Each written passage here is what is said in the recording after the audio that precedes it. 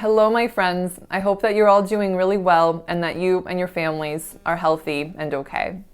In today's video, I wanted to share with you guys something that's near and dear to my heart, and it's something that I've called the Smart in English paradox. So basically what I mean by this is many of my clients who are advanced speakers of English and are very intelligent and very advanced in their fields and otherwise very competent, great people.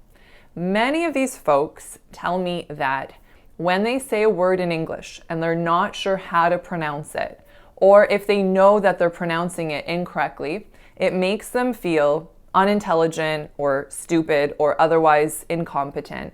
And the paradox with this is, and a paradox for those of you guys who may not be familiar with this word, is when something is just contradictory, okay? So the paradox in this kind of feeling that you guys may be experiencing is that when a native English speaker doesn't know how to pronounce a word in English, they don't feel stupid as a result. And the reason for that is that English is not a phonetic language. So unless you've been exposed to both the verbal pronunciation of a word and you happen to know the spelling of that word, then there's no good reason for you to necessarily know how to pronounce every single word in the English language. And so here's the thing. If a native speaker doesn't have a loss of confidence in not knowing how to pronounce a word in English, then I think that this may be some good food for thought for you guys as well. And I know this is easier said than done, but I do think this is important for you guys to know because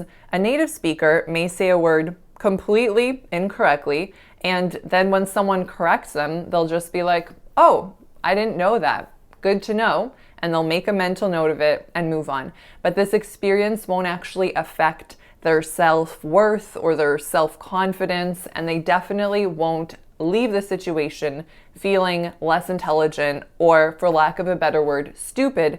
And I use that word actually because that's the word that many of my clients specifically use to describe their feelings in these kinds of situations.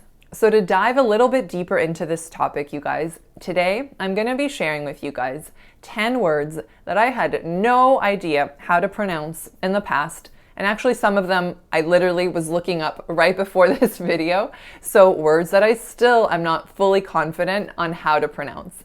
And I'm sharing these words so that you guys can feel a little bit more empowered and a bit less self-conscious when you come across a word in English that you're not sure how to pronounce. So the first word is Boeing. Boeing, as in the airplane manufacturer. And nowadays, this word is very second nature for me to say, but I distinctly remember that when I was growing up, I really felt that this word should be pronounced something like boing, boing, or something of that sort, like something like the sound that a bouncing ball makes. And I think I just really had trouble accepting that there was a W sound in there, even though the spelling obviously doesn't reflect that. So that's word number one, Boeing. Word number two, I was just practicing right before saying this. So this is a word that, I don't know, I just can't get to stick in my brain. The word is poignant. Poignant. I know I'm saying it correctly now, and I think the reason for this is because this is a word I've seen in books many, many times, but to be honest, it's not a word that I ever really remember hearing in a daily, everyday context. Maybe I've heard it in a movie in passing or something like that, but it's obviously, for most of you guys, I'm guessing, not really a word that people use conversationally. So poignant is my second word that I never really know how to pronounce. Just as a really quick aside, if you guys aren't sure what poignant means, it's when you feel something really, really deeply. So the third word is naivete. Naivete. And I think there's more than one way to pronounce this word. And a lot of my difficulty with pronouncing it comes from the fact that it's a French word, right? It's not even like it's derived from French. To me, when my brain sees it, it thinks that is just French. And I think there's some sort of just disconnect in my brain with pronouncing a French word in a North American English accent.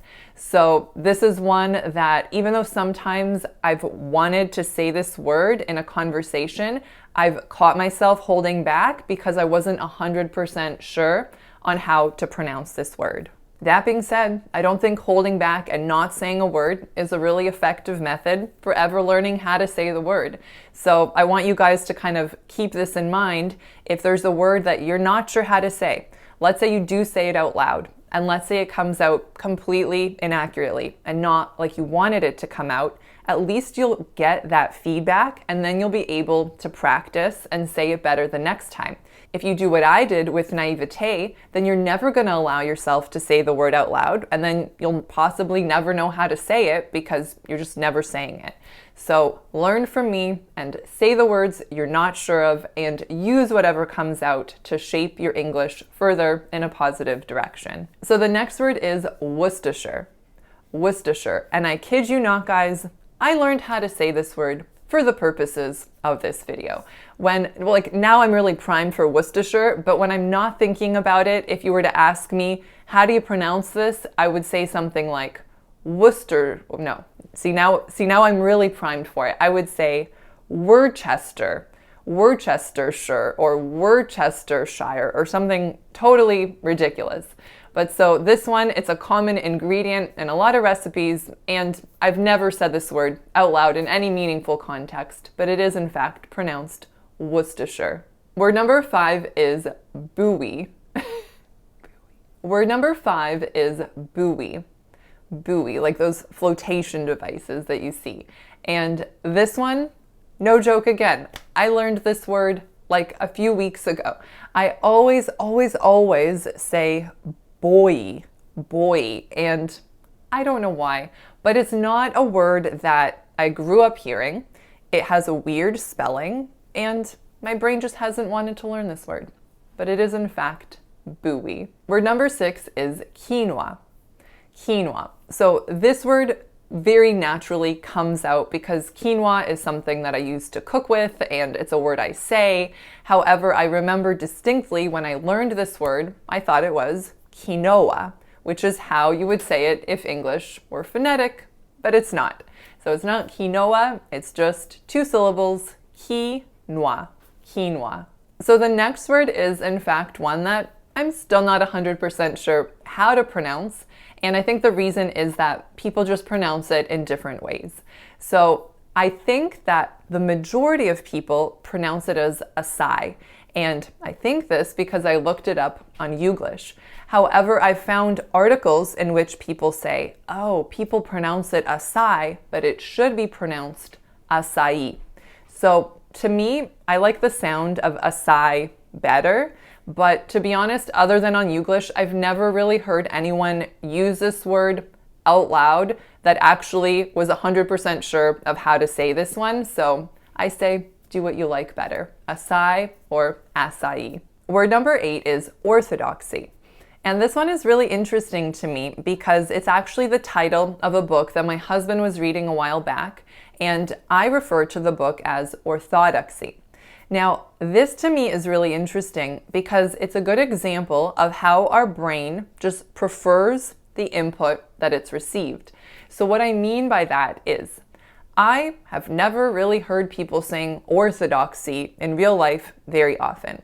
However, in the Greek part of my life, my dad is Greek, that is a word that I've heard plenty. And in Greek, it would be pronounced orthodoxy. So the second syllable would receive the stress. So my gut instinct was to pronounce it in a similar way, even though that's not how it's pronounced in English. So again, the big take-home message for this one is that you guys have to maximize your input for those connections, for those neuronal connections in your brain to really remember how to pronounce a word and not to just rely on your most frequent input, which would likely be the input of your native language, or in my case, of a different language in which you heard that word. The next word is itinerary. Itinerary.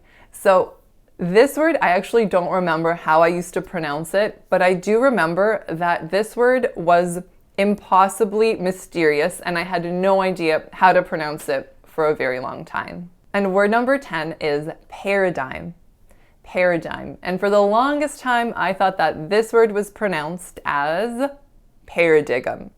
So totally makes sense based on the spelling of the word.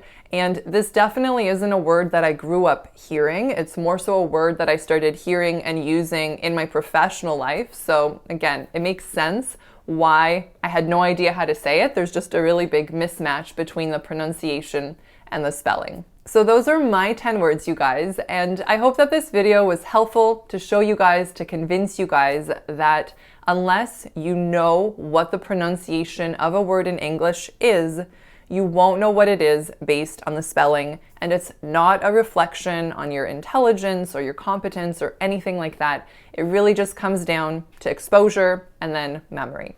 So let me know what you guys thought in the comments below. I hope you guys are doing really, really well, and I look forward to seeing you guys in the next video. Bye-bye.